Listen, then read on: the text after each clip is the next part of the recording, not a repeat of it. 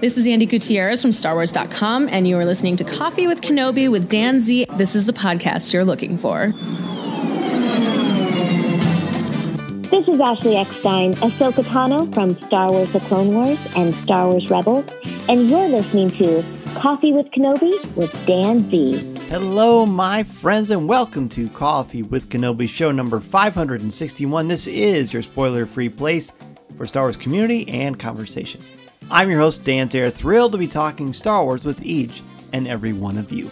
You can support Coffee with Kenobi by following the show on Twitter, Facebook, Instagram, Pinterest, and TikTok, and subscribing to the YouTube channel. Help spread the word by tweeting that you're listening, share it on Facebook, or invite your friends and family to tune in and share a cup of coffee with us. Coffee with Kenobi is a proud member of the Spreaker Prime program. Thank you to the official travel partner of Coffee with Kenobi, MEI and Mouse Fan Travel. If you are interested in a no-cost, no-obligation quote for your next vacation, check out coffeewithkenobi.com/mousefantravel. Let them know Coffee with Kenobi and Dan Zare sent you. Thank you also to members of the CWK Alliance. Find out how you can join the Alliance for as little as $1 a month and get access to exclusive podcasts, videos, and much more at coffeewithkenobi.com/CWK Alliance. On today's show, author Chris Kempshall joins me to talk about his new book, The History and Politics of Star Wars, Death Stars and Democracy. So pull up a chair, grab your favorite coffee mug, and let's have some coffee with Kenobi. So who talks first? You talk first? I talk first. Joining us today for a cup of coffee is the author of The History and Politics of Star Wars, Death Stars and Democracy. We have the author, Chris Kempshall. Chris, welcome to Coffee with Kenobi.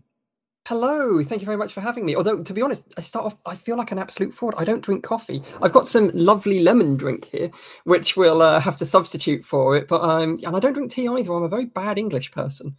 You know, as long as the vocal cords lubricated, I find that to be just perfect. Yeah, you don't want to go kind of full scratchy Palpatine voice in the first 5 minutes. That's right. Save that for the end, for the real punch. So this is, I'm excited to talk with you. I first, of course, know about you from Star Wars Battles That Changed the Galaxy, but you probably don't know this, or maybe you do, but I was in the audience for the Star Wars nonfiction panel at Star Wars Celebration in May. And I found you so charming. I honestly thought you stole the show. And every time you talked, I was excited because I thought you were very witty and insightful, and I feel like that very much comes through in your book. So it's a pleasure to speak with you. Oh, that's really kind. I knew that you were there because I think we talked about it briefly on Twitter afterwards. Yes. But yeah, I had no idea. I mean, part of the thing is, I mean, you've done those stage things with all the lights kind of shining at you. There could have been 1,000 people in the audience. There could have been 3. And I'd have seen exactly the same thing. Then stick, a very healthy dose of jet lag on top of that for many days during celebration. But it was really good fun. I really enjoyed it. I mean, it was my first celebration of any kind. And then to go and kind of do the thing on the stage and, meet everybody else. And, I was under no illusions I was, the least important person on that stage. And, Ashley Eckstein was sat behind me because she had to run off and go and do her own thing. It's like, yeah, nobody was queuing up outside being like, oh, I really hope the First World War historian's here, because who cares? But it was nice that people came along, and it's cool that you enjoyed it. Oh, I very much did. And plus, of course, one of my jobs is Coffee with Kenobi, but my day job is that of an educator. I teach English to high school seniors. So the academic side of Star Wars is certainly something that's been a really wonderful blessing for me to coalesce my two passions. And you have a very, very similar with your profession and that of an author, and of course your love for Star Wars. I guess let's take it a lot of places. I mean, I want to talk about your books.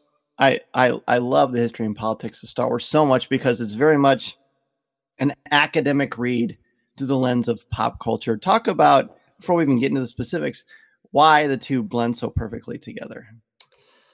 I mean, there's very few answers for that. I mean, the first one is because I'm a massive geek and I wanted to make sure that these two aspects of my psyche, the academic side and the Star Wars side, I don't care how long I was going to have to hit those two with a hammer. They were going to fit in some way, shape, or form. But what I think that Star Wars gives for opportunity wise in regards to kind of studies like that is, and I think it's a phrase that I used in the book, is that Star Wars is a cultural weather vane, in that it shows you which way the wind is blowing in kind of American pop culture and kind of conceptions of the world.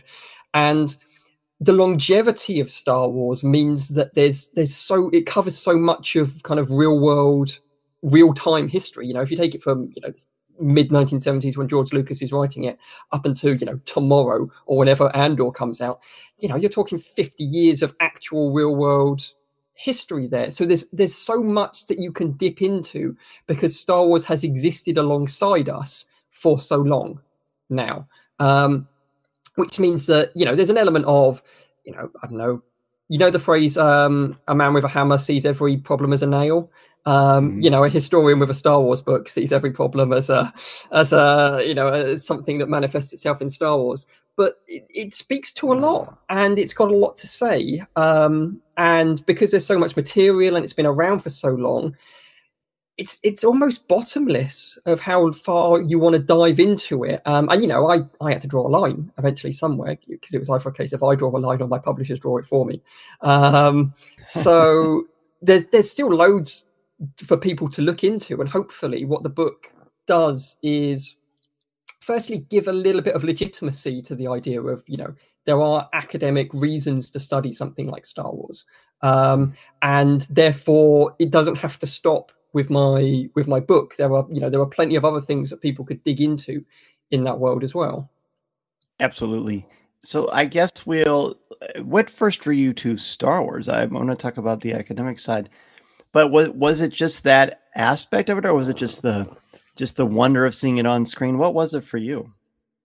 So, I mean, I've been a Star Wars fan, you know, growing up. Over here in England, we had like the original trilogy, except for The Empire Strikes Back, which I find really weird. But we'd recorded them on like VHS off of the TV, and I watched those tapes to death, to the extent that if, you know, I was to put on Disney Plus and start watching, I don't know, A New Hope, I'd find it really weird that there aren't advert breaks at the points when there were supposed to be advert breaks, because that's how it exists in my head. And, you know, I got super into the expanded universe, and I played a lot of computer games and stuff. And then my kind of academic version of me kind of evolved in a different time scale.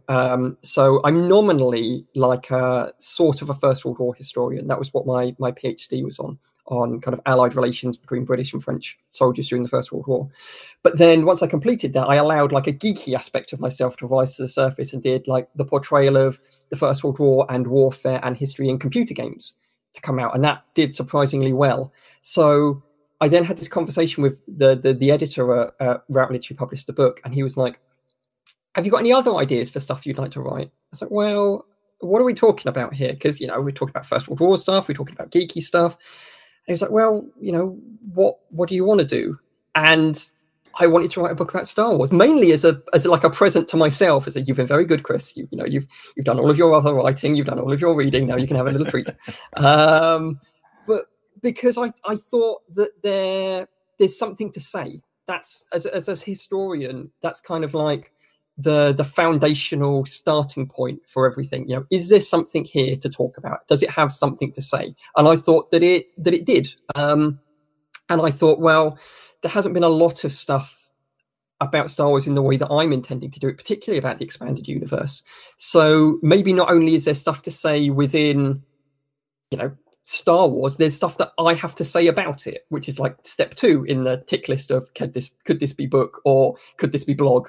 And yeah, that was kind of the starting point. That, you know, Star Wars had always been a part of my kind of pop culture world, and as my kind of weird academic persona kind of evolved, it led me to start looking at Star Wars through kind of slightly different eyes, if that makes sense. Absolutely. Yeah.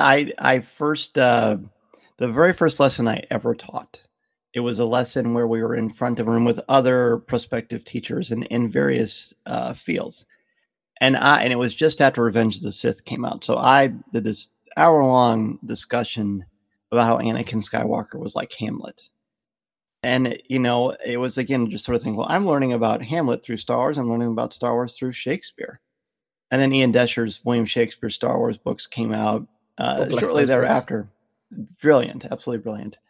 And so to me, this is an absolutely natural thing because I believe history, like mythology, teaches us so much about culture. And I feel like that jumps through just at the beginning of the history and politics of Star Wars. So you shared sort of how this book came into it, but even your, the a long time ago at the very, very beginning, and your acknowledgments, there's just so much richness there. I mean, I don't want to give away things, but again, the way you wrote this is just absolutely brilliant. Oh, thank you so much. Yeah, because it's like the various parts of me coming into play. But I find you're talking about using Star Wars as a lesson for Hamlet super interesting, because something that I've done in the past is, because I normally teach kind of university or what would be kind of college students in America, but I've done stuff with, like, I don't know, 12, 14-year-olds, and like, who, at school, but they want to get kind of a flavor of what college is like. I've done some lessons with them, and one of the ones that I've done in the past as a way of using Star Wars to talk about how people understand things is kind of, okay, hands up, all of you who have watched Star Wars, and smattering of hands, because they're still quite young, and a lot of this was before the sequel trilogy started coming out. Okay, fantastic. Now, hands up, everybody who knows who Luke Skywalker's father is. And then loads of hands go up. It's like, well, how do you know? If you haven't seen the films, how have you acquired this information? And it tells you a lot about how kind of pop culture and knowledge radiates out without having to actually watch the original thing. And people just know things, but they know it through a variety of different tracks. And that's almost kind of partly the argument of the book, in that you don't have to experience the event because it gets repurposed and delivered to you in a different way. So when people talk, I think the word politics is taken on this very pejorative thing. When at its core, politics really isn't about. It's about trying to establish certain key elements of a society, of a government. How would you define the word politics, and how do you see that played out in Star Wars? Yeah, I think you're right, and I think you're right about it being taken as a pejorative, because certainly in the way that we see it now, politics is viewed as a bad thing that is being inserted into something. You have added politics to my series that I'm watching, or my film, in the same way as, like, oh, you've added salt to my dinner and now you've ruined it. Yes. Whereas politics, in regards to there are political parties, politics as a process, but also politics as a way of understanding the world. There are historical events that are political in their nature.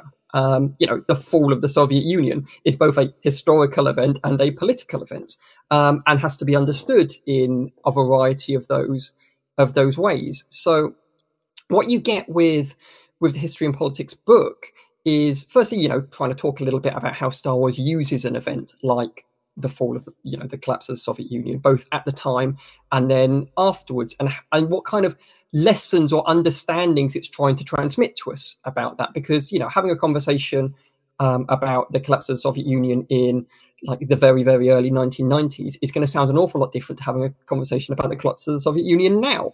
And the context is what matters. One of the overarching messages when I used to study media studies is, the context is the text. The period in which something is created is as important as the thing that it's trying to say. And I've been doing that with history students for years, of saying, bring me a book, open it, before we get to, like, even the contents page or the actual text about what the book is about, open it to the date in which it was written, and I can tell you a good deal about what that book is about before you even read me the title of it, because the world in which something is produced has an impact on the production of the thing.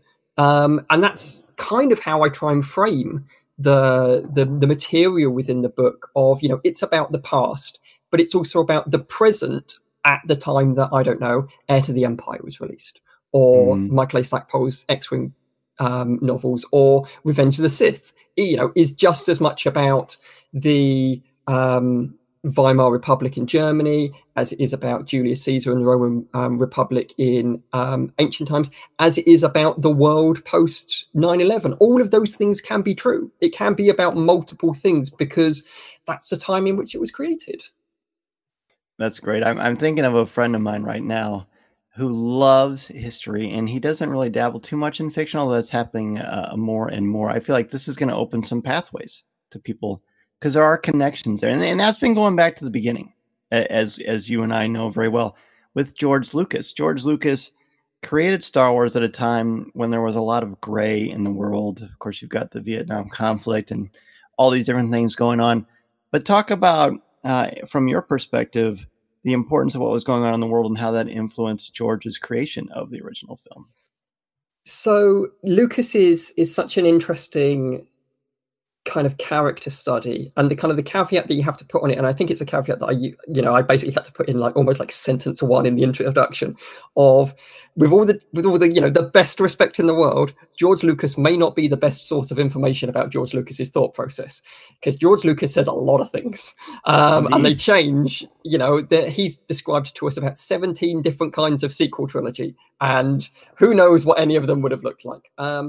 But what is clear about George Lucas is, before he was writing Star Wars, he was working on Apocalypse Now, and it was, trapped in development hell. And he started kind of thinking up this idea of an alternative thing and decided, actually, I can have my Vietnam War film in space, and that's what it's going to be about. And the first drafts of the Star Wars are replete with kind of notations and comparisons to the real world and conversations about what's happening in Vietnam and the like. And what is, I think, interesting about, particularly if you take kind of New Hope as a case study and George Lucas alongside that, is the extent to which he finds it annoying that people didn't understand the history and the politics in it.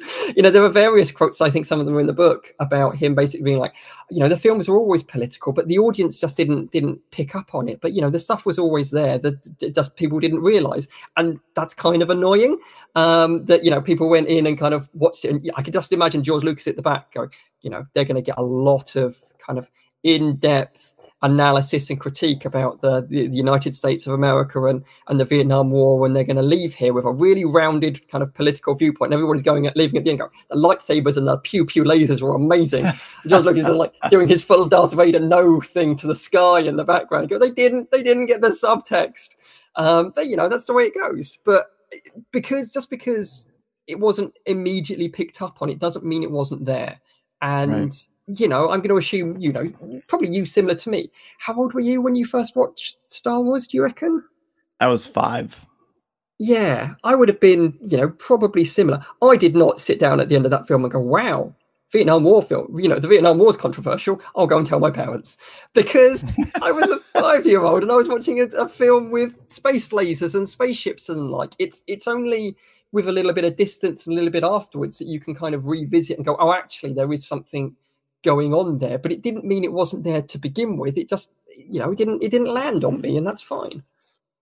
Right. And that's kind of the great challenge of being an artist, I would assume, is that, once you create it, with whatever your intentions are, whatever motivates you, both, subconsciously and very literally, it kind of takes on a life of its own, and it inspires people in different ways. Obviously, this has all inspired you to create this book.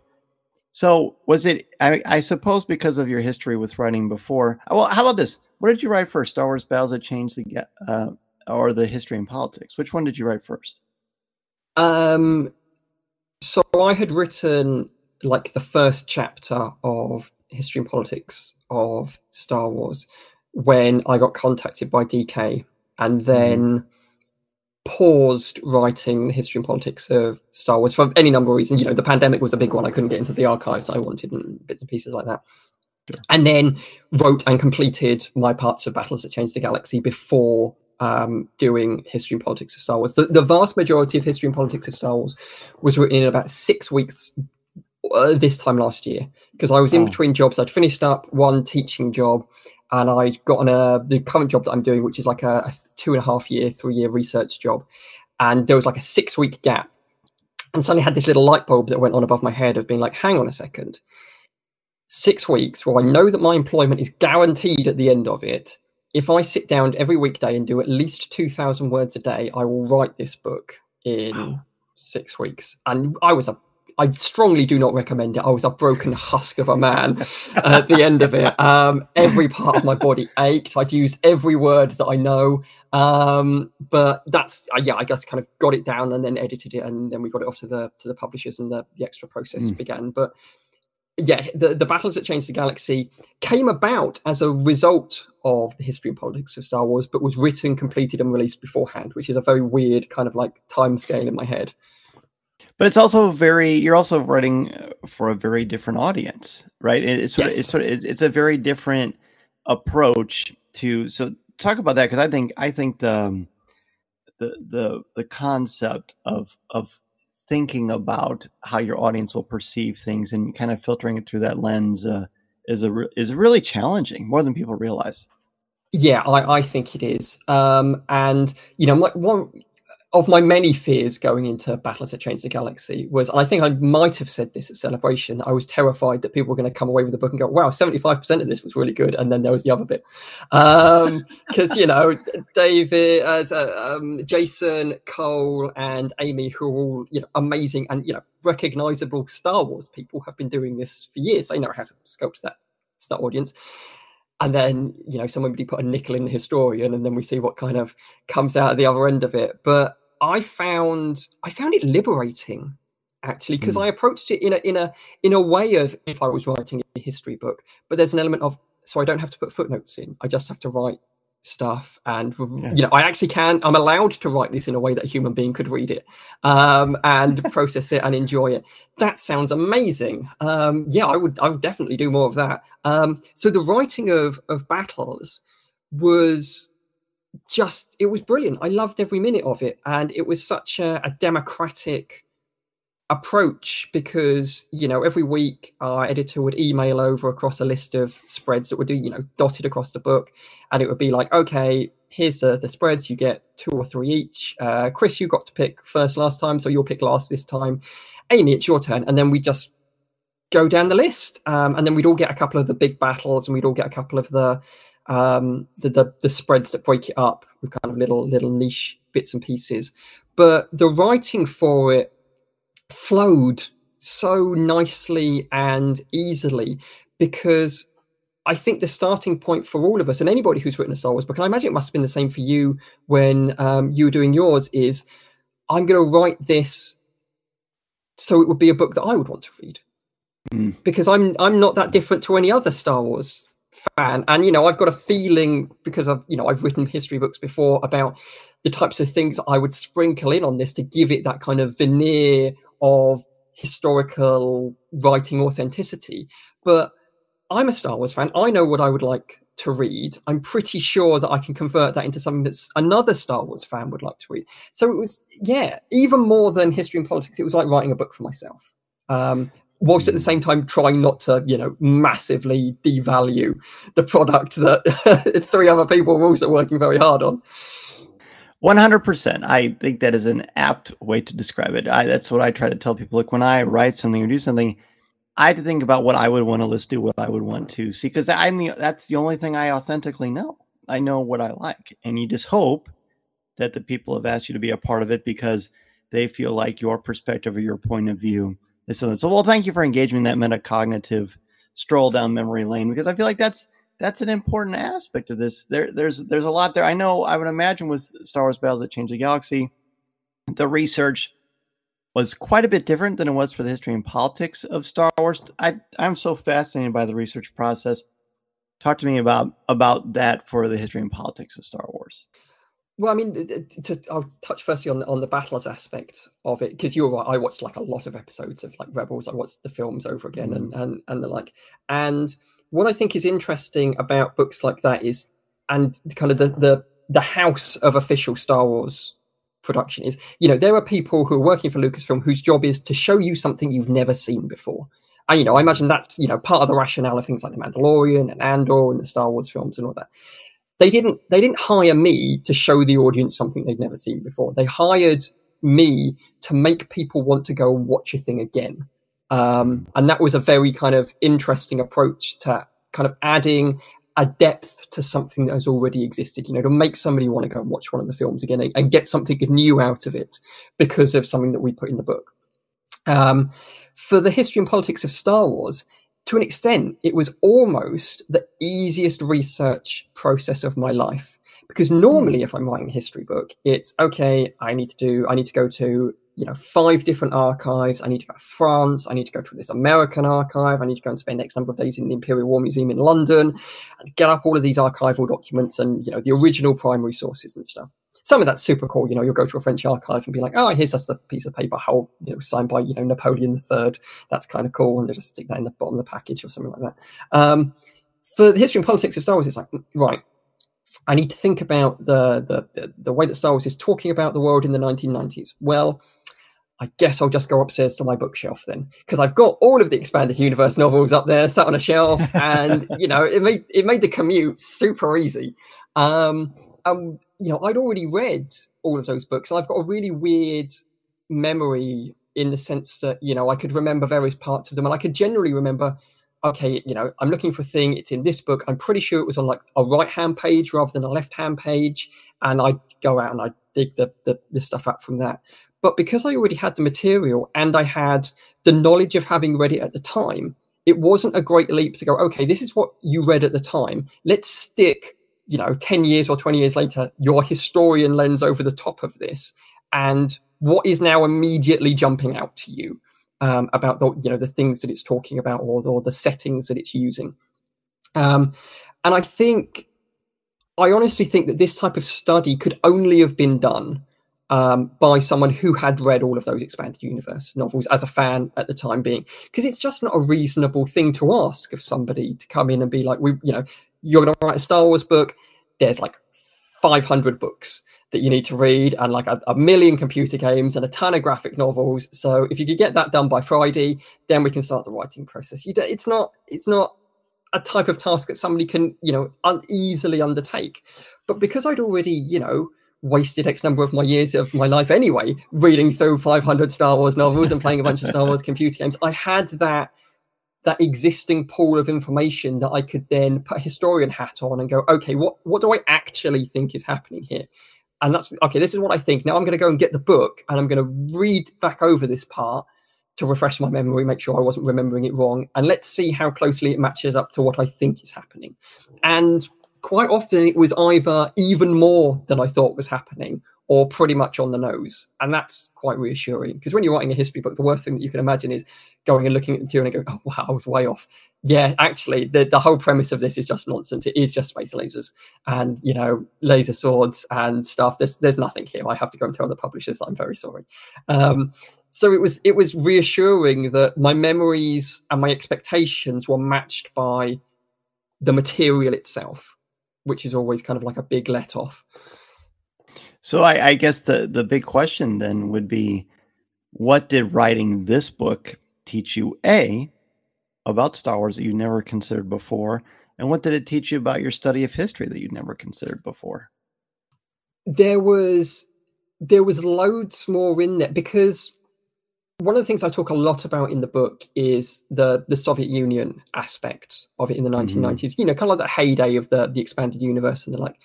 Yes. But what I think is important to acknowledge is that the fall of the Soviet Union means different things here in England than it does in America.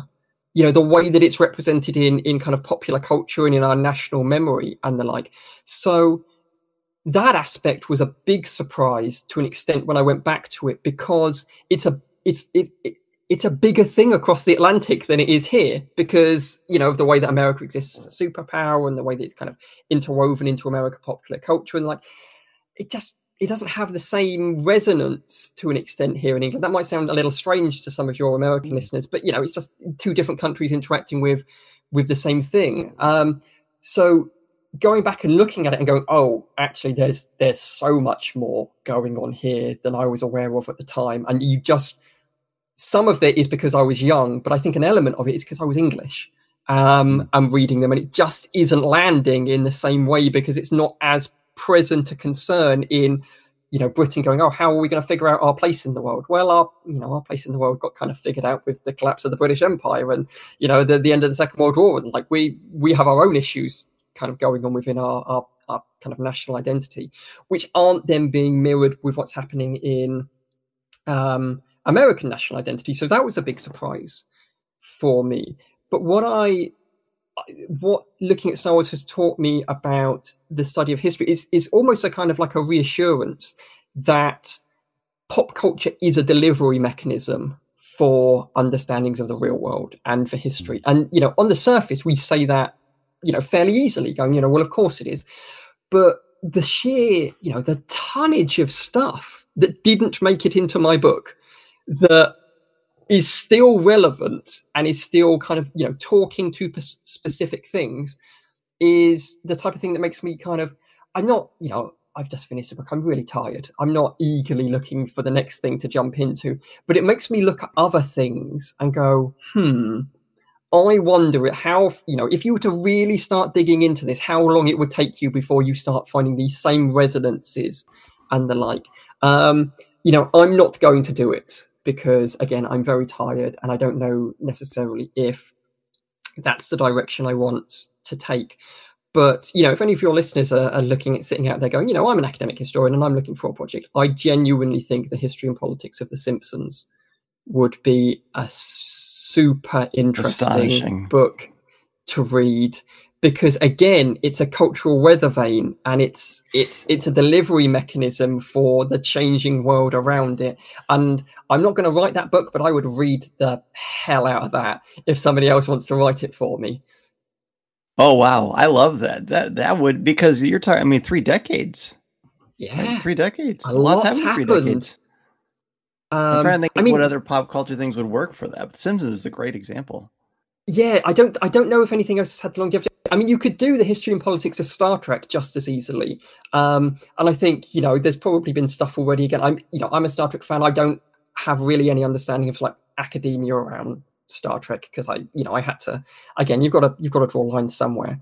But, you know, Star Trek, if you take from, you know, the original series from the 1960s up into what's happening now, that's like, again, it's 60 odd years of time. It's a big spread of time. The world's changed a lot in that. And, you know, Star Trek is trying to say very clear things about what it wants from the world in the 1960s, and how it talks about things in regards to that. So, you know, that would be another super interesting thing. But outside of The Simpsons and Star Trek, I can't think of another, you know, big recognizable pop culture touchstone that has that spread of time that you could go, okay, we can divide this into real world chunks of history.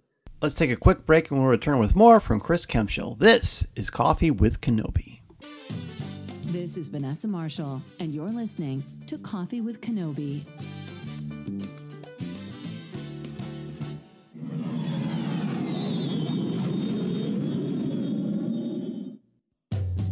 Oh, I've got one for you. In fact, I teach several sections of a mythology course at the high school where I'm at. And we just did a big in-depth study of culture and superheroes during World War II. The creation of Superman and Batman and Captain America. Yeah. And talk about how they have changed over, 70, 80 plus years. And how that's very much reflected in what is going on. How Superman or Captain America have different sort of, they're similar at their core, but there's just different things that are important to them. I think that's a really rich area too. It is a super rich area, and yeah, you're 100% right, because Superman is a product of the Second World War, and right. The exodus of the ultimate immigrant. Yeah, the ultimate immigrant fleeing Nazi Germany, or the writers are fleeing kind of Nazi Germany in an era of kind of anti-Semitism and Jewish persecution. And, what they come up with is something so astonishing that, it still exists today. Weirdly, I was having a moment where I was thinking the other day, because I was playing various like John Williams tracks, because I was trying to do some work, and I was like, this isn't happening. I need to put some kind of uplifting music on. And I adore all of John Williams's Star Wars stuff, the Imperial March, Duel of the Fates, Across the Stars, and all those things. But I genuinely think that the piece that works the best is his Superman theme, because if you had that piece of music and Superman didn't exist, but you said somebody said to you, this is a piece of music, you need to go away and create something that will match this, I reckon you'd come back with Superman, or something that looked very much like Superman. And in that element, the idea of Superman can be transmitted through a piece of music. And the history and politics of Superman. I would 100% read that. That would be fantastic. Well, if you ever end up writing it, please be sure to thank me in the acknowledgments. When you were describing the, oh boy, well, when you're describing the music of Superman, I actually had goosebumps because I had the good fortune to see. I've seen John Williams a couple times, but I saw before the Celebration stuff. I saw him perform in Chicago, and the first track he played was the Superman theme, and it was at that moment I realized, of all of his stuff, this is my favorite individual track because it's just the way you described his program. If you didn't know who Superman was or he wasn't created, this is the character you'll create after hearing that music. Music really, I mean, we're going off on a tangent here, but I think it's fascinating stuff. I 100%, and I listened to that piece of music at various points. I've got a friend who I think once told me that before he went out and did lectures in his first year of lecturing, he would psych himself up with a Superman theme. Because why wouldn't you? It's such a powerful expression of triumphant hope and you know, possibilities and the like. But yeah, I can't. And I wonder whether or not that was one of the issues what I had when I was watching some of the new Superman films. It's like, I need the music to convey to me what Superman embodies in that aspect. You know, that's what you need to be able to tell the audience about who Superman is. And you could do it in narrative or you could do it in sound, and sound moves you. Unlike anything else. And it would be nice to have Superman smile once in a while too in the newer films. But I guess it's a story for another time. So from my perspective, there's a lot of elements of Star Wars, different decades of Star Wars that resonate in different ways, and I like them all for different reasons. But the fall of the Republic to the burgeoning growth of the Rebellion, and sort of the mainstay, the ultimate power of the Empire for that 19-year plus run. To me, that's the most fascinating part. And I think I have a pretty good idea based on the history and politics of Star Wars. But is there a certain era that you think is the richest for you for analysis? That's a really kind of good and interesting question, because, you know, the fall of the Galactic Republic Lucas is drawing on various things. You know, I mentioned earlier he's drawing on Julius Caesar and the Roman Republic. He's drawing on Hitler and Weimar Germany. He's drawing on Napoleon and the French Revolution. He's also, particularly by the time of Revenge of the Sith, regardless of what he says in public, drawing on George W. Bush and America in a post 9/11 world. But what you then get after that of, you know, okay, what is it like to live in the Empire, is something I find hugely interesting. And I find it hugely interesting for a couple of reasons. Firstly, because the expanded universe never really touches on it because they're not allowed. George Lucas won't allow anybody to really go backwards in time beyond A New Hope because he wants to leave the ground open for him to do the prequels in. So you never actually get an insight in those books into what does the average day of a citizen of the Empire look like. You know, is it stormtroopers, you know, kicking your door down? Is it bureaucracy? Is it militarization? Is it concentration camps? What's the deal here? And since Disney have taken it over, you start to now see elements of that. You get it in Rebels, you get it in Kenobi. We're going to get a ton of it in Andor.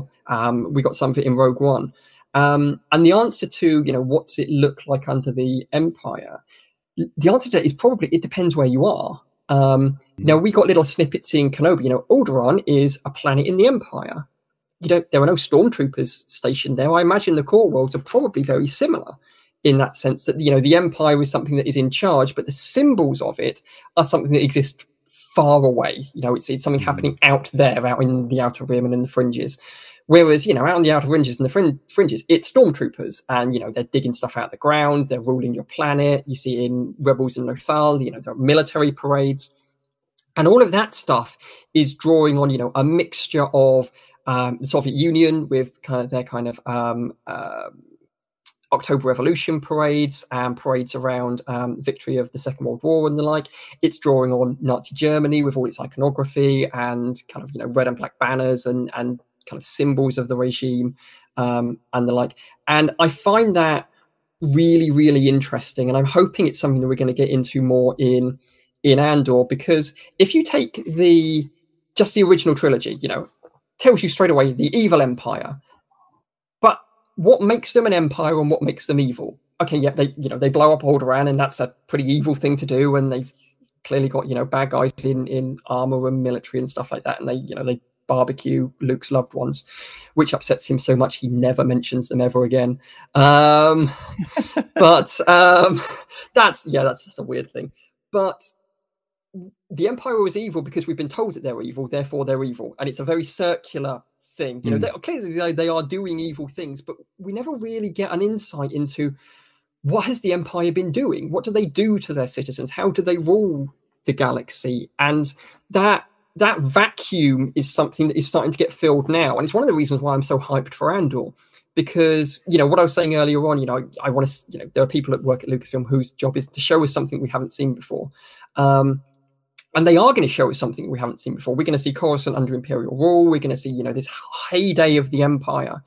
And I'm so interested in what historical examples, almost in the footnotes, that I'm going to watch this and go, I can see where you're drawing from here. I can see where you're drawing from here, and how they make this whole thing work together, because it's so completely untouched, really, in kind of Star Wars background.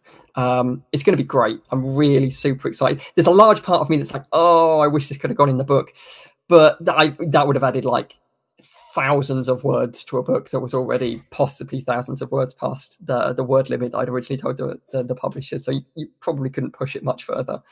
Well, I'm certainly looking forward to a sequel, and my hope is that Andor and other Star Wars stories are going to lead that. But as we wrap up, I want to ask you about the cover. I think the cover, the iconography of that image with General Hux is pretty clear, but maybe there's even more to it than we realize. Was that a conscious decision on your part, or was that just one where they said, "Hey, here's the cover"? Or are you maybe you're not even allowed to say?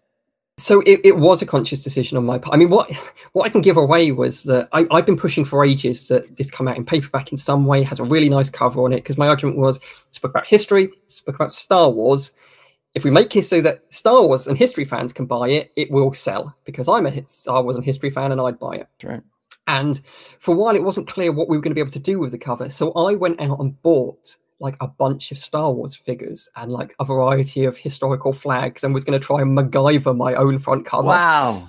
For it. And I was like, oh God, this is, is this going to look good? Who knows? But, if this is what it's going to be, then I'll find a way to make it work. And then when they approved it in paperback, they came to me and said, oh, we've got this this license with, it wasn't Getty Images, it was like a different image repository. So if there's anything in there that you fancy, just let us know and we'll use that as a cover. And I typed in like Star Wars and I don't know, history or something like that, or Star Wars and Stormtroopers.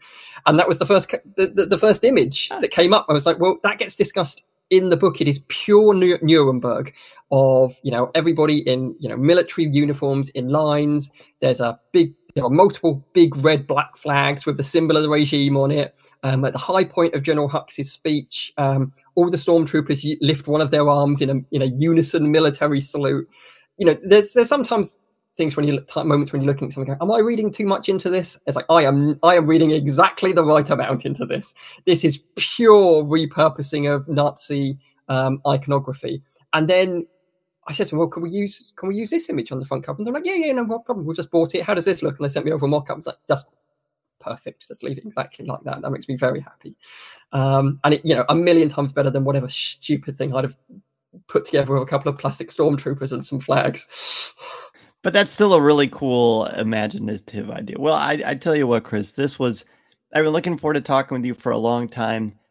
This was even more delightful than I expected. I think we could easily spend several cups of coffee or lemon water or whatever the case may be together. So thank you so much for being on Coffee with Kenobi. Please let everybody know, where they can find you online if they want to talk Star Wars and history, and where they can get the history and politics of Star Wars. Oh well, firstly, thank you so much for having me along. I've been super looking forward to this, and it's been a lot of fun. One of the benefits of being the only Chris Kempshall who has ever appeared to exist in the real world is that all of my social media is real easy to find. So I'm at Chris Kempshall on Twitter, and I'm at Chris Kempshall on Instagram, and I do various bits and pieces on there. I'm probably kind of more active in talking about Star Wars and history and stuff on Twitter, so definitely look me up there. One of the things I'll send you at the end of this, if I haven't already, for your listeners, is there's a 25% off code on the Routledge website for the book, which if you put it into that, you get like a quarter of the book off. Makes it more affordable, which is always fun. It's nice that people can buy books, so you can definitely use the code for that on the Routledge website, or all the other places I imagine that you would buy books online would hopefully stock it. If you enjoy the book, by all means leave a review and let me know. If you hate it, maybe don't bother. Maybe don't worry about it too much. But yeah, hopefully it will give, similar to the Battles That Changed the Galaxy thing, hopefully it will enhance watching and interacting with Star Wars rather than detract or ruin from it. I want to provide people with the opportunity to go back and watch something again and go, okay, yeah, I understand. I can see something extra in this now that I hadn't seen before. And if that's how it goes, then that's enough for me. That'll make me very happy. Well, I honestly think the history and politics of Star Wars is just as insightful and inspiring as its author. So thank you again, my friends. It was a pleasure. Thank you so much. And thank you very much to all the listeners for tuning in. Listening to Coffee with Kenobi, you are, with Dan Z, the podcast you're looking for. This is...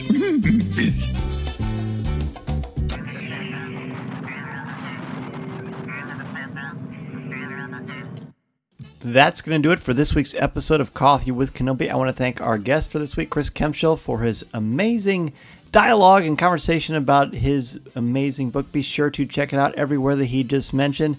It's a fantastic read, especially if you are an academic or just want to learn more about different perspectives in Star Wars. I know our Coffee with Kenobi's listeners are very interested in that kind of thing. I also know you're really interested in the Galactic Star Cruiser trip that we're going on June 12th to the 14th. In the summer of 2023, it's me and MEI and Mouse Fan Travel. If you want to join us on that trip, there are limited rooms available, so be sure to go to coffeewithkenobi.com/mousefantravel for a no obligation quote. I'm so excited about the trip, I can't even talk straight.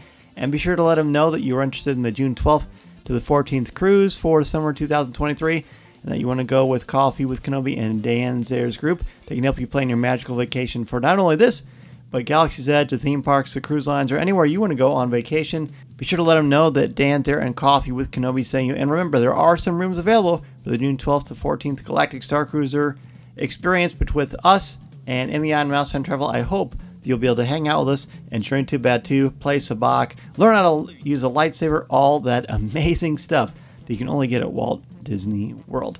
CWK Live is Monday nights, typically at 7 o'clock p.m. Central Standard Time. I announced earlier this week that because I'll be covering the D23 Expo September this weekend, what is it, the 9th, 10th, and 11th? I believe that's correct. I will be traveling late Sunday, so I will not be able to join you until Tuesday night. So next week will be Tuesday night at 7 o'clock p.m. Central Standard Time at coffeewithkenobi.com/live or facebook.com/coffeewithkenobi. Hope you will join us there. We will continue to talk about Light and Magic, the amazing Disney Plus ILM series. We're also going to do a big D23 episode recap as well. If you can't wait until the live show or the podcast every week, then go to our Facebook group at coffeewithkenobi.com/community and join the CWK Cafe. Star Wars thoughts, comments, reviews, and opinions are there in a family-friendly, spoiler and drama-free place. Our biggest sponsor is you, the members of the CWK Alliance. Thanks to you, the podcast, Facebook Live, event coverage, and so much more comes to life. Find out how you can help the show for as little as $1 a month by joining the CWK Alliance. You will receive access to CWK Pro, an exclusive weekly audio and video podcast not heard anywhere else. Members of the CWK Alliance All-Star level receive a video edition of CWK Pro and access to a private Facebook group as well. Plus, CWK Alliance Grandmaster join me for a monthly live video call. That is at coffeewithkenobi.com/CWK Alliance, and 10% of your monthly contributions go directly to the St. Jude Children's Hospital. CoffeeWithKenobi.com is your place for Star Wars news, announcements, reviews, videos, and so much more. You can certainly email me, danz at coffeewithkenobi.com. Connect with me on Twitter at Mr. Zare, MRZEHR. My Instagram, which I'm trying to do more at, is danzarcwk. You can also find me on LinkedIn. Coffee with Kenobi is on social media, including Twitter. We have a brand new super follower option. Go there to find out more about that exciting opportunity. You can also find Coffee with Kenobi on Instagram, Pinterest, and TikTok. You can certainly give the show a like at facebook.com/coffeewithkenobi or subscribe to Coffee with Kenobi's YouTube channel. Please take a couple of minutes to rate and review the show on iTunes, Google Podcasts, or Spotify. If you like the Coffee with Kenobi logo and you like it on a t-shirt, a hoodie, a phone case, a laptop cover, a pillow, so many other options, go to coffeewithkenobi.com/shop. And finally, if you are starting a podcast or a blog of any kind, or you just want to expand your brand, go to danzmedia.com and I can help you get that process started. I am available to come to your school, conference, business, or organization and talk about how to tap into your strengths and help you bring out your very best. Again, I will be covering the D23 Expo Friday, Saturday, and Sunday this weekend. I'm really looking forward to that. Be sure to turn on your notifications for Coffee with Kenobi's Facebook page, as well as on Instagram. There will be lots of stories, reels, pictures, and coverage of the major panels from me, from my perspective, and I can't wait to share it with you. And if you're at the D23 Expo and you see me there, please be sure to stop me and say hello. I'm very much looking forward to seeing you, to covering this amazing event and learning more about Star Wars, and of course all the other great Disney offerings, which we like too. Let's be honest, Marvel, Pixar, animated stuff, and Disney motion pictures. And by the way, I'll also be at Disneyland on Saturday, most likely hanging out at Galaxy's Edge, enjoying some blue and green milk. So if you see me there, be sure to say hello. Thank you so much, everybody. Looking forward to covering the D23 Expo and breaking it down with you all next week. Have a great week and weekend. And remember, this is the podcast you're looking for. This podcast is not endorsed by the Walt Disney Company or Lucasfilm Limited. It is intended for entertainment and informational purposes only. The official Star Wars website can be found at www.starwars.com. Star Wars, all names, sounds, and any other Star Wars related items are registered trademarks and or copyrights of Disney and their respective trademark and copyright holders. All original content of this podcast is the intellectual property of Coffee with Kenobi unless otherwise indicated. This is the podcast you're looking for.